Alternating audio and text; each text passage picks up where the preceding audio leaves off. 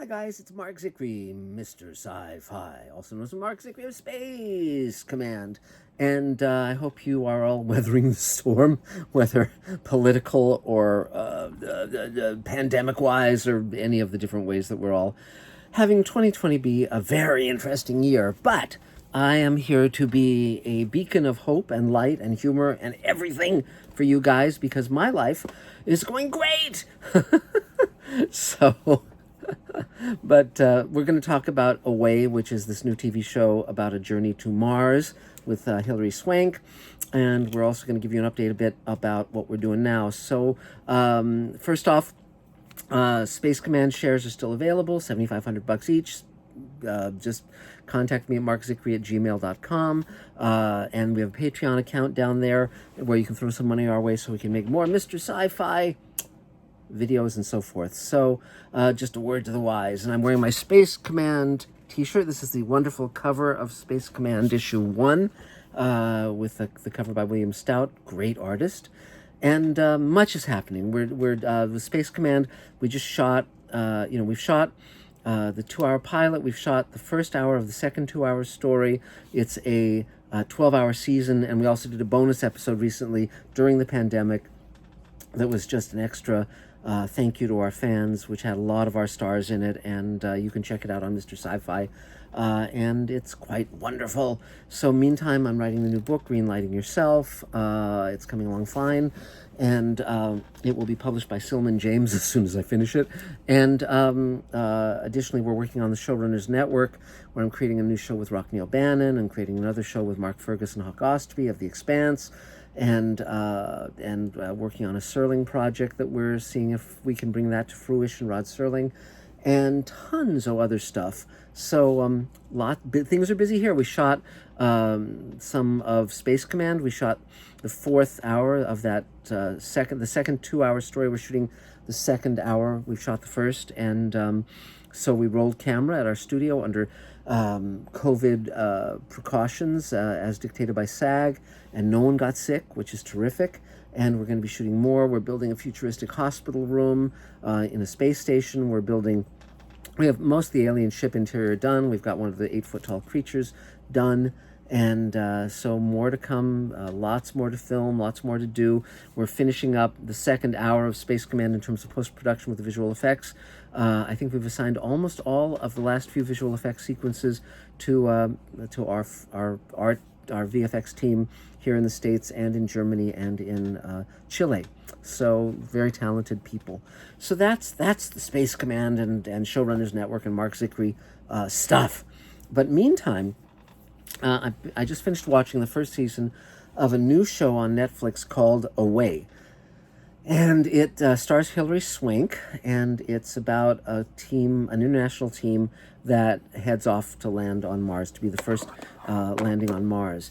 And it's, I ultimately enjoyed it, but it does have some things that I just wanted to get into and talk about. So I can recommend it where you might enjoy it. The visual effects are very good. The sets are very good. The acting is good. Casting is good. All of that stuff.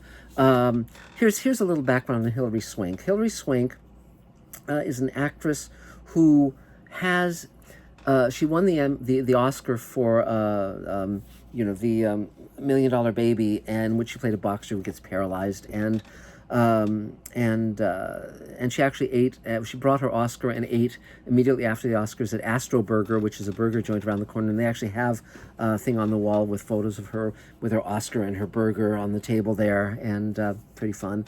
But she's had a difficult career because she, unlike some of the actresses along the lines of Jessica Chastain or many of the others who are movie stars, she's got a certain hardness to a certain working class quality that makes it difficult to find the ideal role for her.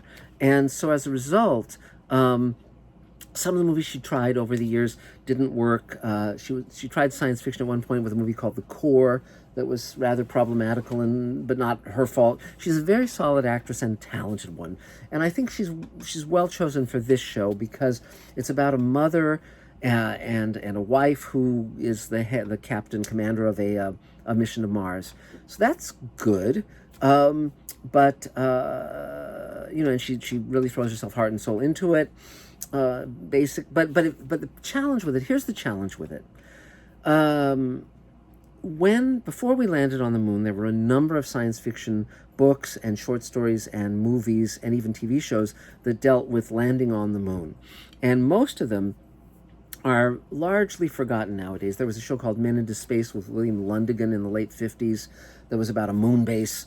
And there was, of course, Destination Moon. This is the Destination Moon issue of Astounding Science Fiction. This was a movie made by George Pal, written by Robert Heinlein, who was one of the leading science fiction writers of his day. This came out, I think, in 1950, and it was a very realistic view of what it would be like to land on the moon. And now you watch it, and it's just kind of boring. You can kind of admire it for what it was trying to do at the time. Had great moonscapes designed by Chesley Bonestall, a terrific astronomical artist. And had these colored spacesuits that we've seen in many, each color was a different person. So you have green and red and blue and so forth. And you see that mirrored in such films as 2001 and later.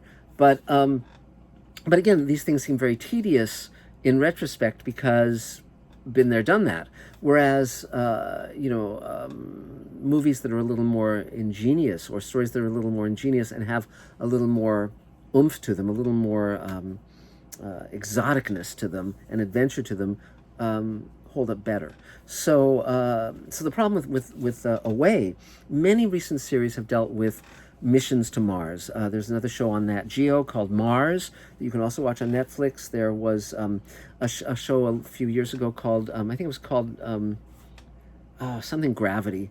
And again, paralleling the lives of the astronauts prior to the mission with the mission itself, etc. And there have, of course, been many movies, the best of which would be The Martian, which I really, really liked, both the novel and the movie, because they were surprising, and he had humor, and it was an approach to that story that hadn't been done. There's a very old science fiction movie from the 60s called Robinson Crusoe on Mars, which is one of my favorite films because I saw it as a kid and loved it and got to meet the actors who starred in it.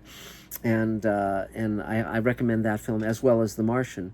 But the challenge with Away is that it spends the entire first season getting to Mars. And so it's about the families and their relationships back home and their interrelationships on the ship. There's a Russian one, and there's a Chinese one, and there's one from India, I think, India or Pakistan, one of them. There's a one from Africa who was adopted by a British woman who's Jewish, and so forth. So it's very much like the old science fiction movies of the 50s, where it's like any mission would have someone, from England and someone from Russia and someone from America and blah, blah, blah, blah, blah. There's a very interesting East German film that's, the American release title was First Spaceship on Venus, and has a multinational crew going to Venus, but definitely seek out the original East German version rather than the American version, because it's based on the Stanislaw Lem story, I believe, and it's really quite good. But okay, so the problem with Away is that it borders very closely to soap opera, because the main character's husband has a stroke just before she leaves on the mission, and various characters get sick, and various characters go blind, and various characters turn out to be gay, and blah blah blah blah blah. And and so forth, and they have troubles with water and troubles with survival and so forth. And it's like, it's not bad. Clearly they've done their homework. The characters are largely engaging, but you just get very impatient. It's like, get to Mars, let's get to Mars.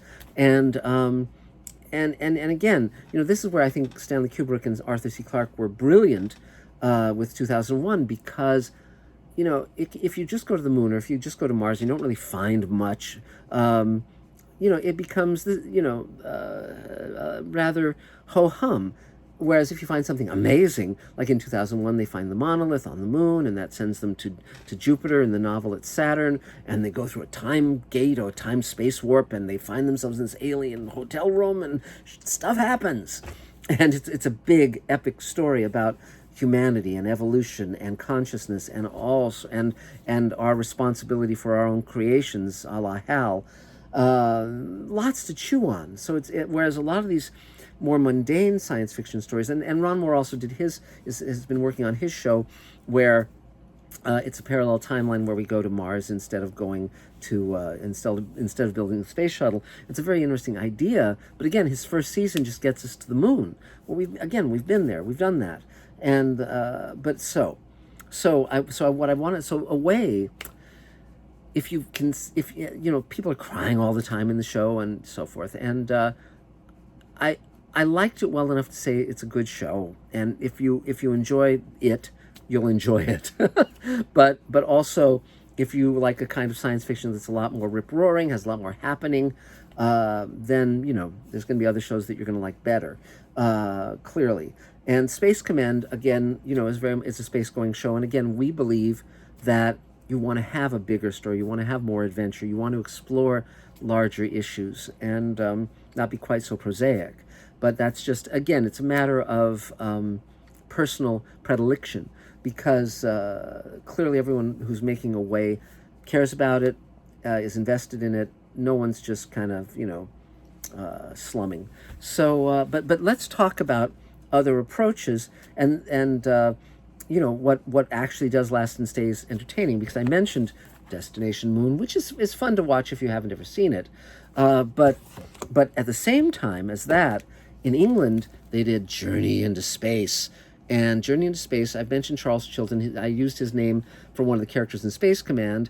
And this is a hugely wonderful story. It was done as 3 radio plays on the BBC. Journey into Space, the first one was Operation Luna. The second was Red Planet, First Men on Mars. And the third was World in Peril, which was about an alien invasion. And the fourth one was done as a comic book story that was printed in a British paper, and we are now working to get the rights to publish that story, that wonderful fourth story, in Space Command Comics. So we'll see if that comes to fruition. But this, Charles Chilton, the wonderful writer who wrote those stories, also did novelizations of his stories, and this is the first one, Journey into Space. This is the first edition, and you notice the little gold sticker I put on that says signed by the author.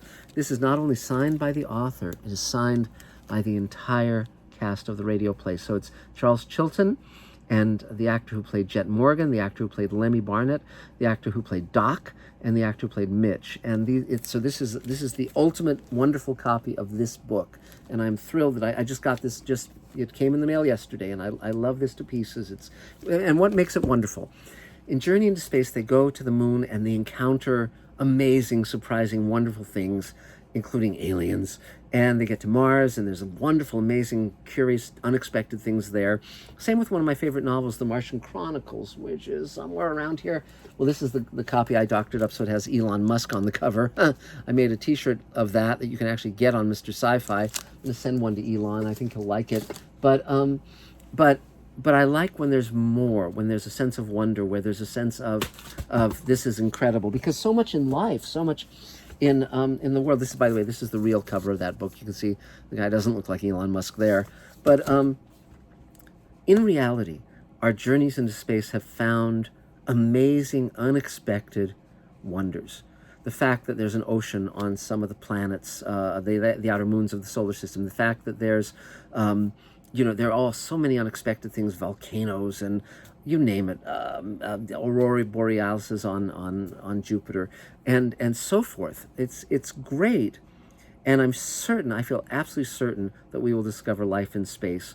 Initially, it will be life that isn't intelligent, and then eventually, I think, given enough time, we will find intelligent life, depending on what our definition of intelligent is. But you know, but I think the universe has such wonders, and I think that sometimes these interpretations of our first trip to the moon and our first trip to Mars are overly timid. And so when someone writes a story that isn't overly timid, now this was another Heinlein one over here, where is it, somewhere over here, I saw it, Rocket Ship Galileo. That's was written in 1947, and they find Nazis on the moon, which is a little dated now, to say the least. But of course, you know, we've seen that in movies recently too.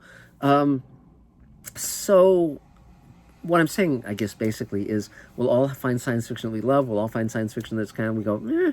But I'm glad there's so much science fiction being made, and I'm particularly glad that I'm making some of it. But I think you should definitely check out Away, see if it's your cup of space tea, and and then we can talk further. But that's about it for now. I'm so glad that thank God for eBay. I mean, there's such wonderful things to be found. And if you haven't exposed yourself to some of these things I've been talking about, you can find Journey into Space.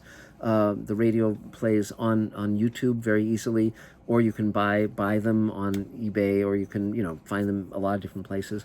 But they're highly worth listening to. Wonderfully acted, wonderfully written. The sound design is terrific. Just job well done. So so that's about it for now. We're going to be talking very soon about a number of other things that will be of fascination and interest. And every day we're doing Space Command, and we are really trying to get the first 2 hours to you guys like by January as sort of a holiday present, and it's moving along great. I'm very eager to share it with you. So that's about it for now. If you can buy a Space Command share, it helps us get stuff made. And if you can throw some money our way at Patreon, that helps too, because all of it goes to getting more and more wonderful content to you. So thanks very much, guys, and we'll talk again really soon. Bye.